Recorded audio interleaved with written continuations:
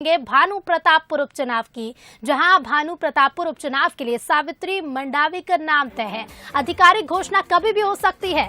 तो स्वर्गीय मनोज मंडावी की पत्नी है सावित्री मंडावी। 5 दिसंबर को भानु प्रतापपुर उपचुनाव में वोटिंग होनी है।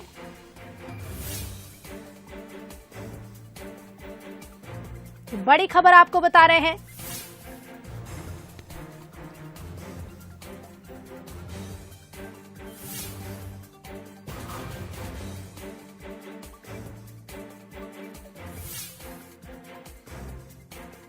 तो भानु प्रतापपुर उपचुनाव के लिए सावित्री मंडावी का नाम तय है। आधिकारिक घोषणा कभी भी की जा सकती है। स्वर्गीय मनोज मंडावी की पत्नी है सावित्री मंडावी। 5 दिसंबर को भानु प्रतापपुर उपचुनाव में वोटिंग होनी है। तो कभी भी आधिकारिक घोषणा की जा सकती है।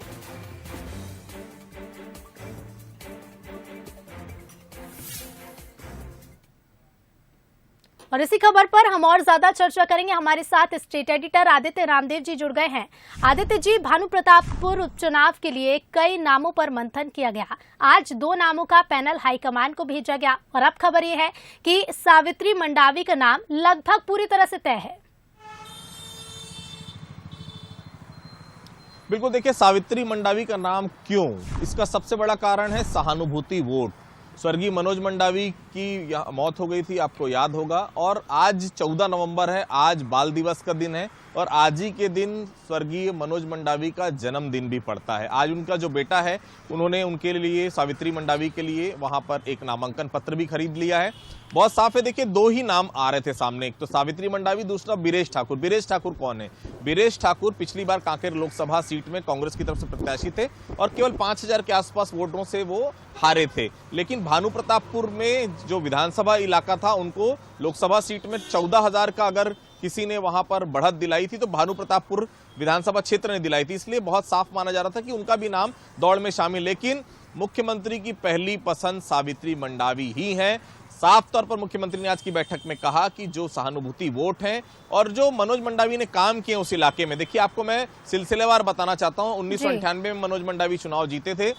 2003 और 2008 ये दोनों चुनाव की अगर हम बात करें तो दोनों चुनाव में मनोज मंडावी हारे थे। 2003 के चुनाव में मात्र 621 वोट से हारे थे। 2008 के चुनाव में 15,459 वोट से हारे थे। लेकिन उसके बाद 13 और 18 दोनों चुनाव मनोज मंडावी जीते और काफी अच्छी लीड। पहला 2013 का 14,000 से ज्यादा की लीड और 2018 का लगभग 27,000 की लीड से मनोज मंडावी जीते थे।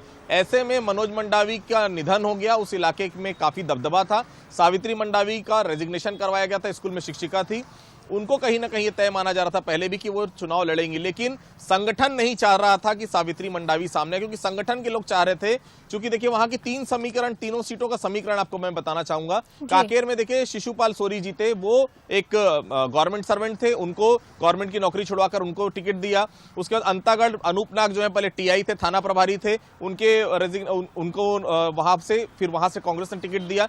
तो संगठन ये चाह रहा था कि वहां पर संगठन में काम करने वाले लोग को तरजीह दिया जाए। ये भी सावित्री मंडावी के साथ भी वही शिक्षिका है, उनको रेजिग्नेशन दिलवाकर अब जो है नामांकन पत्र भरवाने की तैयारी है। तो संगठन का ये कहना था, फिर संगठन में ऐसे में काम कौन करेगा? बाहर से आयातित प्रत्याशी आप एकदम से ले आएंगे तो संगठन के लोग उनके लिए काम नहीं कर पाएंगे, दिक्कत होगी। लेकिन बहुत साफ है, सहानुभूति वोट भी जरूरी है, क्योंकि ये आखिरी उपचुनाव है। 4 उपचुनाव कांग्रेस जीत चुकी है, 5वां उपचुनाव है और सत्ता संगठन सब कुछ दांव पर लगा है। बीजेपी के पास खोने के लिए कुछ नहीं है, लेकिन कांग्रेस के पास खोने के लिए सब कुछ है। तो कांग्रेस इसमें कहीं कोई वो नहीं करना चाहती पशुपेश।